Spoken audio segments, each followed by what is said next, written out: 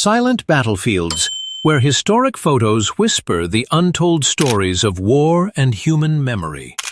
On August 6, 1940, photographer J.C.A. Redhead, 1886 to 1954, took a rare Kodachrome color photograph of Admiral Sir Bertram Ramsay, 1983 to 1945, during World War II. Although he retired in 1939, he returned to command the British Navy, notably as an architect of the Dunkirk evacuation in 1940, and then as naval commander during the Normandy landings on D-Day, June 6, 1944. Kodachrome, Kodak's first advanced color film technology, was extremely scarce during the war, but Redhead had access to it through his leadership position at Kodak UK. Around 1946, renowned photographer Richard Peterson captured a haunting moment on a small village road near Dresden, Germany. In the photo, two World War II veterans who had lost both legs were slowly moving on old wooden crutches. Over one of their shoulders was a bulky backpack, which appeared to be full of potatoes, a precious food during the post-war famine. The photo clearly depicts the physical pain and harshness of life after the war. On September 1, 1939, in the free city of Danzig, Poland, German police and customs officers recreated the dismantling of the Polish border checkpoint at Sopot. This iconic image marked the beginning of the Nazi invasion of Poland and the beginning of World War II. What seemed like a small border gate dismantling became a signal of the global tragedy that was about to unfold. Around September 18, 1944, in the newly liberated Belgian town of Aalst, a soldier of the Irish Guard smiled as he accepted a cigar from a local resident. In the jubilant atmosphere after long days of occupation, the small gift became a symbol of gratitude and joy of reunion. This simple yet emotional image depicts the warm military-civilian relationship amid the flames of World War II. In April 1942, at Fort Riley, Kansas, an American soldier was riding a motorcycle messenger for his platoon of motorized cavalry reconnaissance units. Through the lens of photographer Jack Delano of the United States Office of War Information, the image exuded pride and determination. The dusty motorcycle, neat uniform and focused eyes portrayed the spirit of readiness to serve the fatherland during the fierce period of World War II. In the midst of the fierce battle at the Battle of Peleliu, which lasted from September to November 1944, the U.S. Marines took a rare break after clearing the battlefield. They sat on the hot ground, their backs covered in sweat, quietly lighting cigarettes to dispel their fatigue.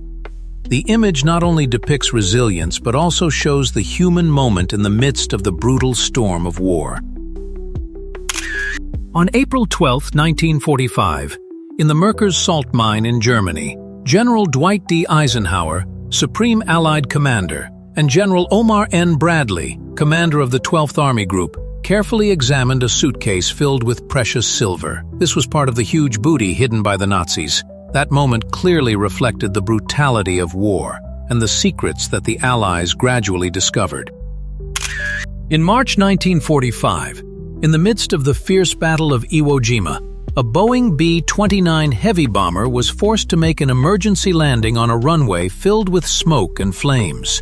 Immediately after touching down, the giant plane burst into flames, turning into a fireball in the middle of the battlefield. The image was both tragic and heroic, reflecting the extreme harshness of war and the sacrifices that air crews had to face in each mission. On January 29, 1945, in Binalonan, Pangasinan, Luzon, American soldiers, in conjunction with Filipino resistance forces, inspected the scene after a fierce battle. Before them were two Japanese Hago light tanks that had been shot down, lying motionless in the dust of the battlefield. Inside, the Japanese crew members had died, leaving a clear evidence of the Japanese Army's defeat in the campaign to liberate the Philippines. In May 1945, a squadron of U.S. Air Force B-29 strategic bombers streaked across the skies of Japan, carrying out a devastating mission against the port city of Yokohama. Incendiary bombs were dropped, showering densely populated neighborhoods with crimson flames, turning them into vast seas of fire. The raid had a devastating impact, destroying much of the infrastructure and inflicting heavy casualties on Japanese civilians.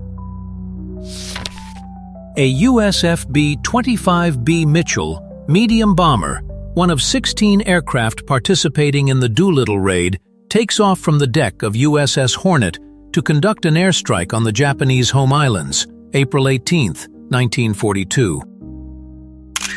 Of course, the vast majority of deaths in World War II occurred on the battlefield or in concentration camps, but there were other ways to die as well. As the war began to draw to an inevitable end, and it became clear that the Allies would win, many German officials, such as Ernst Lissow, chose suicide rather than face almost certain execution by the Allies for their war crimes. With seemingly endless bombing campaigns reducing cities to rubble, those fortunate enough not to see combat live in constant fear of death. Pictured above are British schoolchildren taking part in an air raid drill. Neither the wooden desks nor the way they position their hands would offer much protection if hit by a German bomb. While most schoolchildren cowered under their desks during air raids, adults who were out during a terrorist attack often had to run to the nearest tube station to minimize their risk of death. Like these Londoners during a German air raid, while the tube offered a relatively high level of protection, those who took shelter there could still be confined to their new tube homes for days, with bombs occasionally penetrating shallower parts of the station. Due to the indiscriminate and sustained nature of much of the bombing during World War II, even those who tried their best to find shelter at the beginning of a raid often failed to act quickly enough. Such was the case with the passengers on this London bus. At the Battle of Midway, Japan's dominance in the Pacific was finally called into question. From June 3rd to 7th, 1942, just 6 months after Japan devastated the U.S. fleet at Pearl Harbor, the United States inflicted a decisive and devastating blow on Japan in the Pacific, destroying 4 Japanese aircraft carriers, a heavy cruiser, and 248 aircraft in the process. Some 3,057 Japanese soldiers died in the campaign, compared to just 307 Americans. While many soldiers in the war sought the glory of aerial combat rather than the harsh realities of ground combat, pilots were also forced to endure countless horrors in the skies. Mechanical failures leading to engine failure were not uncommon, and those lucky enough to avoid being shot down in a skirmish were also vulnerable to mid-air collisions, as was the case with this unfortunate pilot. For much of the war, the Germans had absolute air dominance. The mighty and fearsome Luftwaffe, commanded by Hermann Göring, was the largest and most powerful air force in World War II. They had devastated London during the Battle of Britain. Here, however, the British got at least a small measure of revenge, bombing German-held Abbeville airfield in France. Terror came in all forms during World War II, and sometimes even being with your comrades was frightening. Here, a Russian soldier hopes that the ground around his trench will not be better occupied by a massive Russian T-34 tank during the Battle of Kursk, fought between German and Soviet forces in July and August 1943. War is hell. It can turn good, kind people into savage monsters, capable of untold destruction, torture, and inhumanity. Yet sometimes humanity wins out, as in the case of this German soldier who chose to give part of his rations to a starving Russian prisoner of war and her daughter. Although it looked as if Georges Blind, the man facing a barrage of German rifles in this photograph, was about to be executed, it was all a lie. The Germans were merely trying to extract information from Blind, a member of the French resistance. When Blind refused to reveal their intentions, the guns were lowered, and he was instead sent to a concentration camp, where he died almost immediately. In this iconic photograph, British prisoner of war Horace Greeley stares down one of the Nazi Party's leading figures, Heinrich Himmler. Here, Himmler is touring one of the many active German prisoner of war camps. He was the leader of the Nazis' notorious SS and the chief overseer of the concentration camps that systematically murdered millions of people. In the Allied effort to liberate the Pacific from Japanese control, an island-hopping strategy was employed, which saw the Allies systematically gain control of several key Japanese-held islands. One of these was Okinawa. Although the Allies ultimately won, the victory was difficult, and Japan's determination to fight to the end in this conflict was one of the reasons why the atomic bomb was ultimately deemed necessary. A victim of the 1945 atomic bomb explosion in Japan has horrific burns in the shape of a nuclear burn pattern. The wounds trace the exact shadow of the kimono the victim was wearing at the moment of terror. The intense heat and radiation from the explosion imprinted the fabric's pattern onto his body, turning his skin into a painful replica of his clothes. The scene is both horrifying and haunting, revealing the inhumanity of nuclear weapons. During the Nuremberg war crimes trial, which exposed the horrors of the Belsen concentration camp, Major General von Lochow, a former German Wehrmacht officer, was allowed to attend. In the photo, he appears without a hat, standing on the left, answering reporters. In front of the camera, the general insisted that he and many other German generals had absolutely no knowledge of the existence of Belsen and other gruesome concentration camps. In a rare photograph taken at Buchenwald concentration camp, Claire Booth Luce, a famous American politician and diplomat, is seen visiting the prison hospital. Here, she directly talked to Nazi prisoners suffering from tuberculosis, who were part of the cruel death machine. In the gloomy scene, the dialogue was not only humane, but also a testament to the confrontation with the terrible crimes of the fascist regime. In June 1940, during the agonizing days of the Battle of Dunkirk, soldiers of the British Expeditionary Force crammed onto lifeboats to return home. They were part of the historic evacuation operation Dynamo, which freed hundreds of thousands of Allied soldiers trapped on the beaches of Dunkirk, surrounded by German bombs and bullets. The image, etched with both despair and hope, marked one of the defining moments of World War II. In June 1940, on their return journey from Dunkirk, British Expeditionary Force soldiers rested on the deck of a Royal Navy rescue ship. They had just escaped the smoky beaches where tens of thousands of Allied soldiers were trapped by German forces. Operation Dynamo had given them a chance to survive, and their brief respite on deck became a symbol of hope and courage in the midst of war. The introduction of the American gas mask in combat. To protect troops from chemical attacks, the United States issued gas masks widely.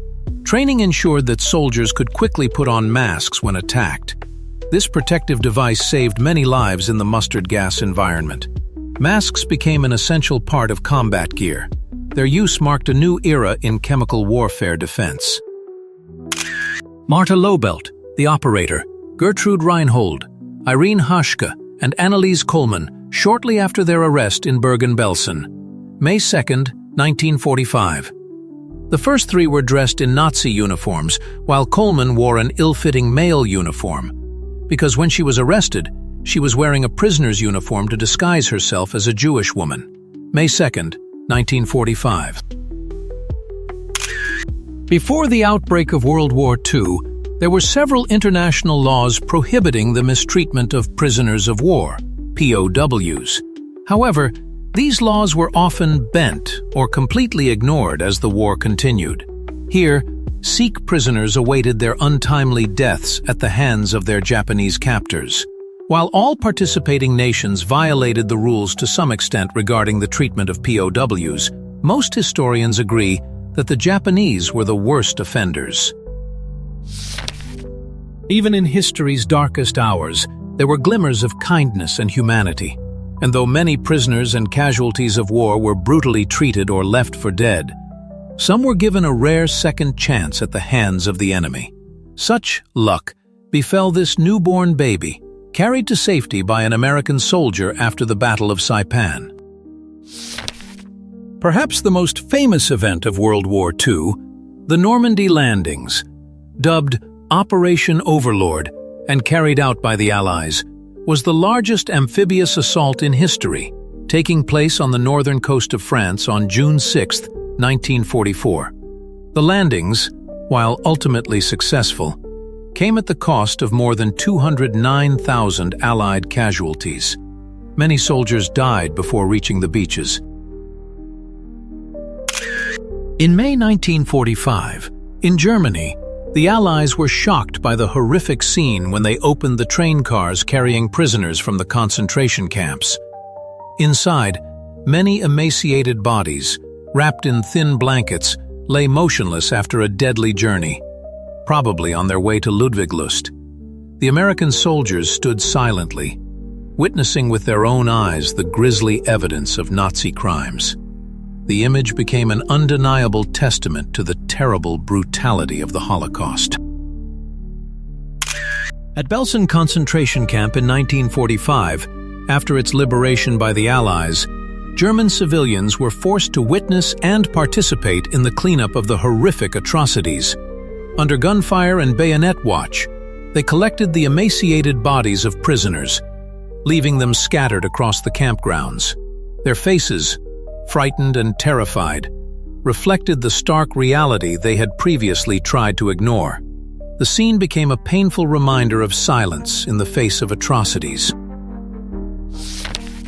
During the Leipzig massacre, a political prisoner collapsed against a barbed wire fence, his body charred and bleeding after being shot in the head. He and hundreds of Poles, French, Russians, and Czechs were imprisoned in Stalag Tekla, where the SS doused the camp with flammable liquid and set it on fire with bazookas. As the flames raged, anyone who tried to escape was machine-gunned down. 350 innocent lives were burned and slaughtered in that horrific nightmare. In the Belsen concentration camp, 31-year-old Margit Schwartz, a Jew from Budapest, was a pale shadow of life. Her body was in pain, so thin that it was skin and bones. Her mind was hazy and broken. Even though she was almost insane and had to be fed and turned over by nurses, she still had an extraordinary moment. She struggled to stand up from her bed, her trembling hands holding on to the iron frame, recreating almost exactly the appearance of an old photograph, the last meaningful memento in her fragmented memory. Around 1945, a Douglas A-20 Havoc light bomber of the United States Army Air Force, USAAF, was captured in majestic moments in the sky. With its compact yet powerful design, the A-20 Havoc was a formidable weapon in ground attack and nighttime bombing campaigns.